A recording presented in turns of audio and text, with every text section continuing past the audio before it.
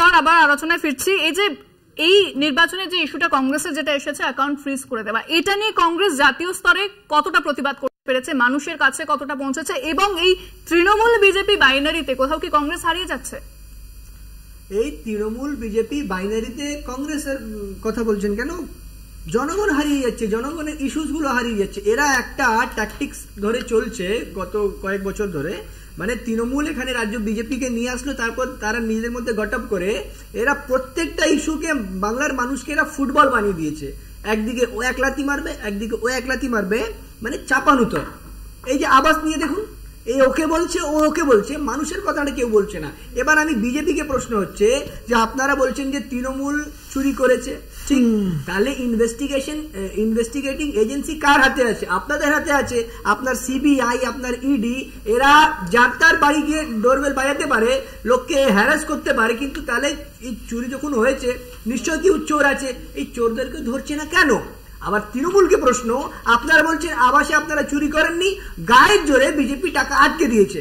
রাজস্থানে যখন আমাদের গভর্নমেন্ট ছিল তখন সেখানেও টাকা আটকে ছিল, সেখানে কেউ চুরি করেনি বলে আমরা কোর্টে গেছি। কংগ্রেস কি প্রতিবাদ করেছে? সাফিশিয়েন্ট প্রতিবাদ করেছে কংগ্রেস? হ্যাঁ, কথা বলেছে। আমরা বারবার বলছি, আমাদের প্রদেশ কংগ্রেস সভাপতি মাননীয় অধীর চৌধুরী মহাশয় চিঠি লিখেছেন, যা আমাদের করা করেছেন উনি বলছেন। তো জাতীয় স্তরে কি হয়েছে? জাতীয় স্তরে কি হয়েছে বলুন। জাতীয় স্তরে কেন্দ্রের মন্ত্রীকেই তো চিঠি করেছেন। তারপরে এবার বিজেপির কথাটা বলি, এই যে এত বড় বড় কথা বলছে 400, 500, 600 সিট পাবেন, এদের যদি এতটাই যদি এরা নিশ্চিত থাকতো বা মনের মধ্যে যদি ভয়টা না থাকতো। নরেন্দ্র মোদী বলছেন কংগ্রেস মুক্ত ভারত, কংগ্রেসের ক্রমশ ভোট ক্ষয় হয়ে যাচ্ছে, যতগুলো নির্বাচন হচ্ছে কংগ্রেসের ভোট কমছে।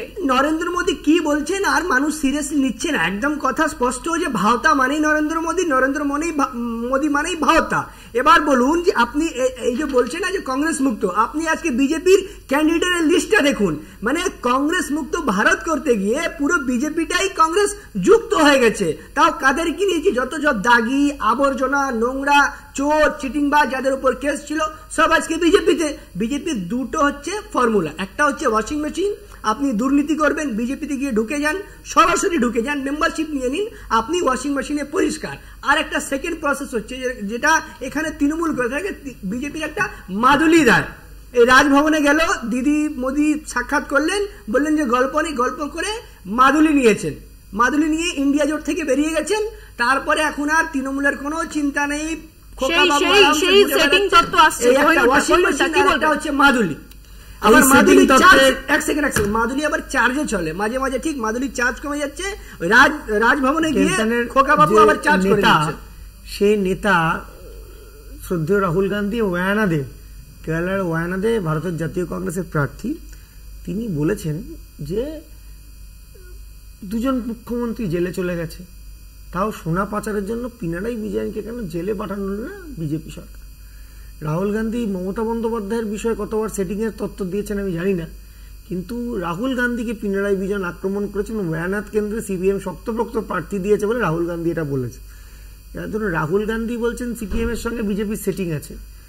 আমার ধারণা রাহুল গান্ধীর থেকে কেলতান বোধহয় কংগ্রেসের বড় নেতা নয়, তাহলে রাহুল গান্ধীরটা বিশ্বাস করবো না কেলতানের কথা বিশ্বাস করবো, এটা আমার একটা প্রশ্ন চিহ্ন লাগে। দুই হচ্ছে অধীর রঞ্জন চৌধুরীর কথা বললো আপনি। অধীর রঞ্জন চৌধুরী দুটো জিনিস বললি, এক হচ্ছে অধীর রঞ্জন চৌধুরী বিগত বছরগুলোতে বিজেপির বিরুদ্ধে কতগুলো কথা বলেছে আর তৃণমূলের বিরুদ্ধে কতগুলো কথা বলেছে, সেগুলো মার্ক করে নেবেন। আমি দুই বলছি, আর তৃতীয় নম্বর বলছি, এটা আমি কংগ্রেসের ভাইকে বলতে পারি, এবছর বিজেপির নেতা কর্মীরা বহরমপুরের বাড়ি বাড়ি গিয়ে হাত জোর করেও অধীর চৌধুরীকে দিল্লিতে পাঠাতে পারবে না। আপনি ঠিকই শুনেছেন, বিজেপির কর্মীরা বাড়ি বাড়ি গিয়েও অধীর চৌধুরীর জন্য ভোট চেয়েও অধীর চৌধুরীকে দিল্লি পাঠাতে পারবেন না। অধীর চৌধুরী হয়ে বহরমপুরে কোনো কাউকে বাড়ি যাওয়ার দরকার নেই, ওখানে অধীর চৌধুরী নিজেই বাড়ি বাড়ি যান, বা প্রত্যেকটা পরিবার বহরমপুরের হচ্ছে অধীর চৌধুরীর নিজের পরিবার। ওখানে কথা চলছে, কথা চলছে মানুষের মধ্যে, সেটা হচ্ছে মানুষের কাছে খুব ক্লিয়ার, কংগ্রেস কি খুব ক্লিয়ার মানুষের কাছে কংগ্রেসের অবস্থান কি, তারা কি করতে চলেছে, কি চাইছে। কারণ কেরালায় এক, পশ্চিমবঙ্গে এক, কংগ্রেসের যে এই কনফিউশন মানুষের কাছে তাহলে কি বার্তা যাচ্ছে? না, এটা কোনো কনফিউশনের জায়গা নেই। দেখুন, আমাদের দেশ নানা রকম রাজ্য আছে, এখানে বিভিন্ন রকম ভাষা, অনেক রকম ইকুয়েশনস আছে। এখানে একটা জিনিস, এখানে ধরুন আমরা এখানে তিলক করি, আমরা লম্বা করি, একটা গুরুত্বপূর্ণ খবরের দিকে নজর রাখবো এই মুহূর্তে। ডাবগ্রাম ফুলবাড়ির বিধায়ক শিখা চ্যাটার্জিকে ঢুকতে বাধা, পরে শিখা চ্যাটার্জিকে আটক করে পুলিশ। বুথের 200 মিটারের মধ্যে ঢুকতে বাধা, এই ঘটনা নিয়ে জেলা শাসকের কাছে রিপোর্ট তলব করলো নির্বাচন কমিশন। এ বিষয়ে বিস্তারিত কথা বলবো, আমাদের সঙ্গে সরাসরি রয়েছেন প্রতিনিধি রীনা কুমার। রীনা, কি জানা যাচ্ছে, এখন কি পরিস্থিতি?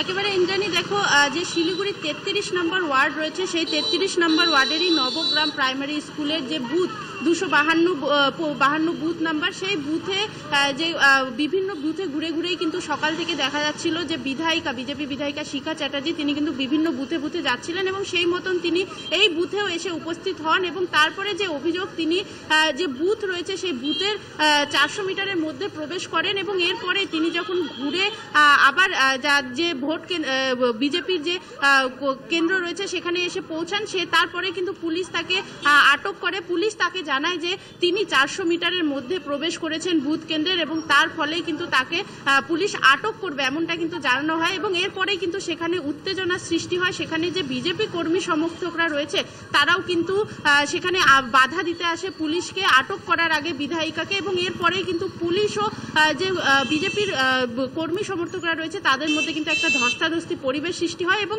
পুলিশ বিধায়িকাকে যখন আটক করতে যায় সেই সময় কিন্তু বিধায়িকাকে ঘেরাটোপে নিয়ে যে কর্মী সমর্থকেরা তারা কিন্তু গাড়িতে চড়ে এবং তারপর থেকে কিন্তু এই এলাকা থেকে বেরিয়ে যান বিধায়িকা এবং এই মুহূর্তের যা পরিস্থিতি দেখাবো পিছনে এখনো কিন্তু পুলিশ বাহিনী মোতায়েন করা রয়েছে এবং যে কর্মী সমর্থকরা তারাও কিন্তু এখানেই উপস্থিত রয়েছে। তবে বিধায়িকা এই বিষয়ে কিন্তু জানাচ্ছেন তিনি কিন্তু সেই 400 মিটারের অর্থাৎ যে আইন রয়েছে তা ভঙ্গ করেননি এমনটাই কিন্তু বিধায়িকা জানাচ্ছেন এবং পাশাপাশি তিনি অভিযোগ করছেন যেহেতু 33 নম্বর ওয়ার্ডের যে কাউন্সিলর তিনি কিন্তু খোদ তৃণমূল নেতা যে গৌতম দেব তিনি এবং শিলিগুড়ির মেয়র তিনি কিন্তু এই 33 নম্বর ওয়ার্ডের মেয়র, সেক্ষেত্রে তিনি কিন্তু অভিযোগ করছেন যে ভোট না পাওয়ার ভয়ে কিন্তু যে তৃণমূল কংগ্রেস তা কিন্তু এই ধরনের ঘটনা ঘটাচ্ছে এমনটাই কিন্তু অভিযোগ করছেন ডাবগ্রাম ফুলবাড়ির বিধায়িকা শিখা চ্যাটার্জি।